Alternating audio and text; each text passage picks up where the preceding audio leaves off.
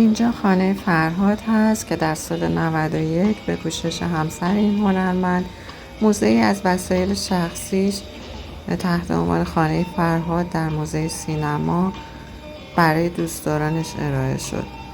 همچنین میشه از آثار بجا مونده از عبای شکلاتی، شال گردن سیاه که در اکثر جاهاش به گردن داشت، کتابخونه شخصی و پیانو، عینک و گیتارش و دست‌نوشته‌های شخصیش نام برد.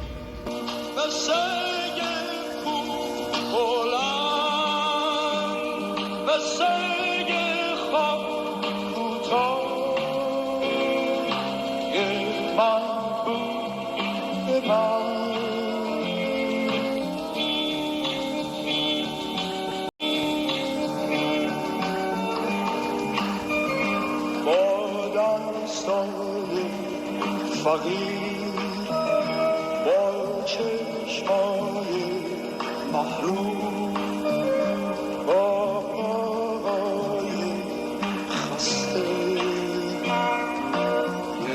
مربوط من.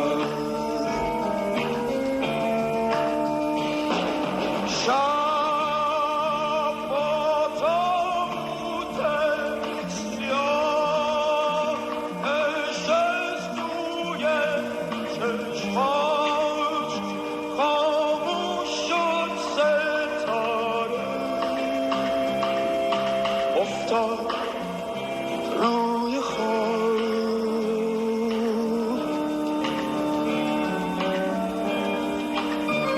سایشم نمیمون، هرگز پشت سرش غمگین بود و خسته،